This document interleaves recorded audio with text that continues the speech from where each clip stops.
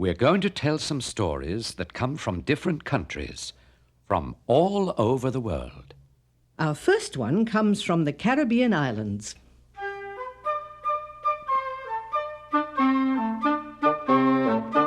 It's an old, old tale about tiger and monkey and spider. Spider's name is Anansi, and the name of the story is How Tiger Made Spider Build a Web.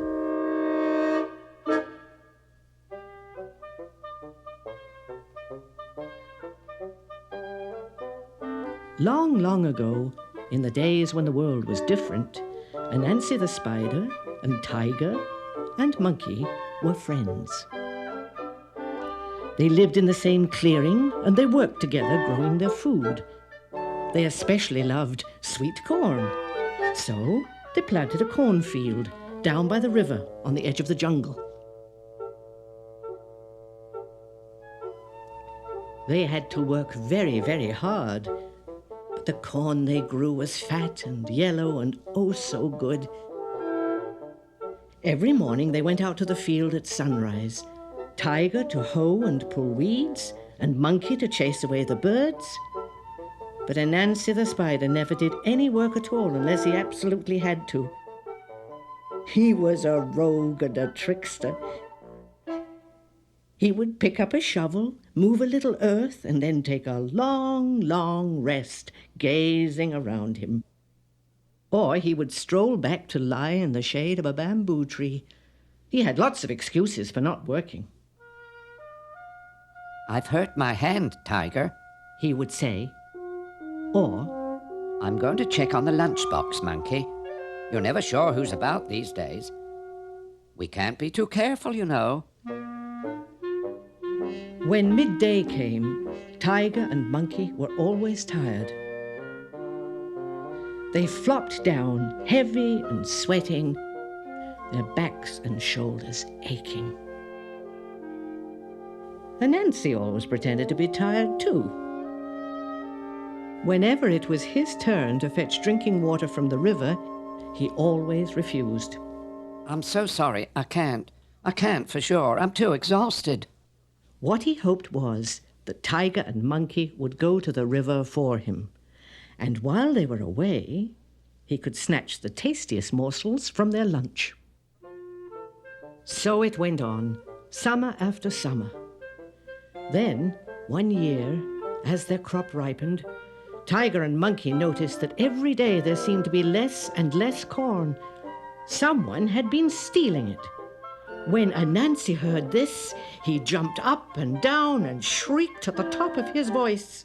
"A thief! A thief! After all those hours I've spent toiling and working in the hot sun. Oh, my brother's after him. We must catch him at once." So loudly did he shout, and so long did he go on, jumping from one foot to another and tearing his hair, that at last, for the first time ever, Tiger and Monkey became suspicious of him.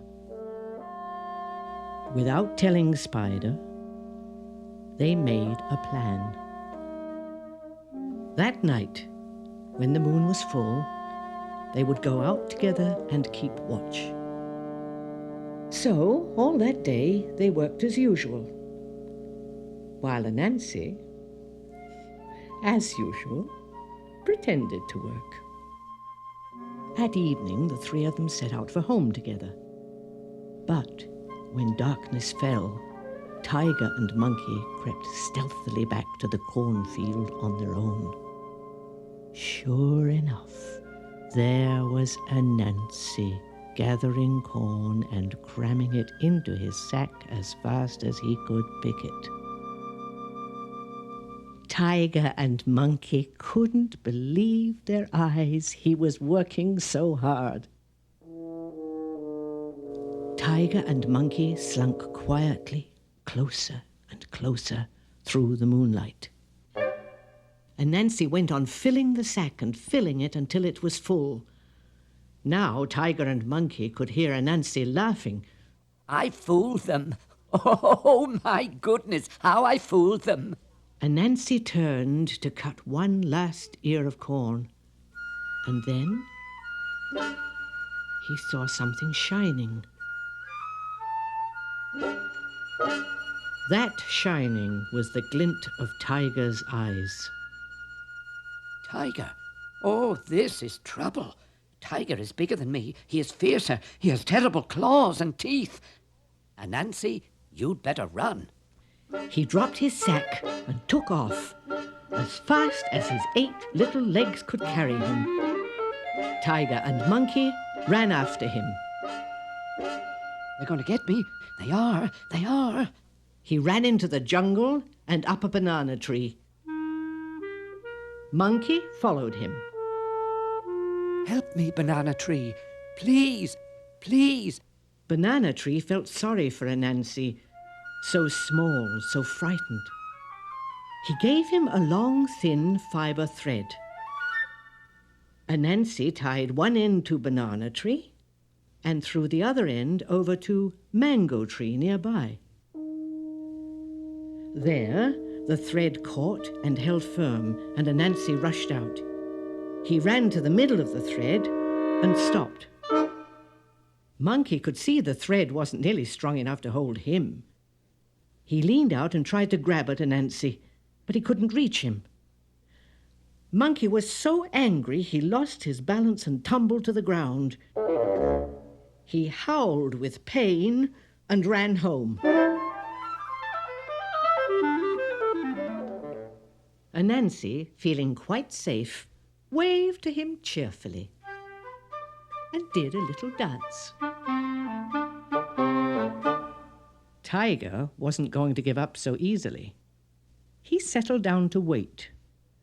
Sooner or later, he thought, Anansi would need to eat. Then he would catch him. Next morning, Tiger was still waiting, and Anansi was worried. Ummy, ummy, ummy. I'm growing hungrier and hungrier, and Tiger can sit there forever. What am I going to do?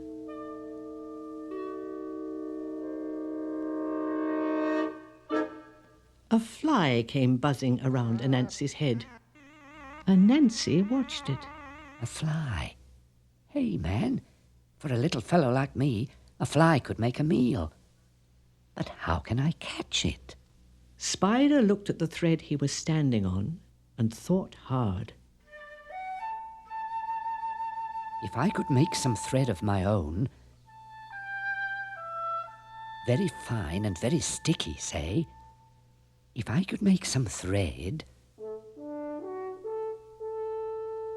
then maybe... Anansi always had a new trick up his sleeve.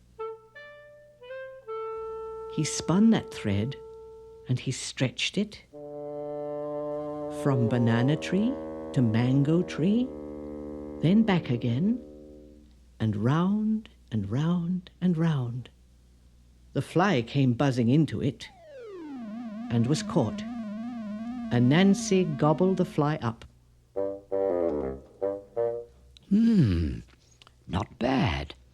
This is going to work out just fine. And that is how Tiger made Spider build a web.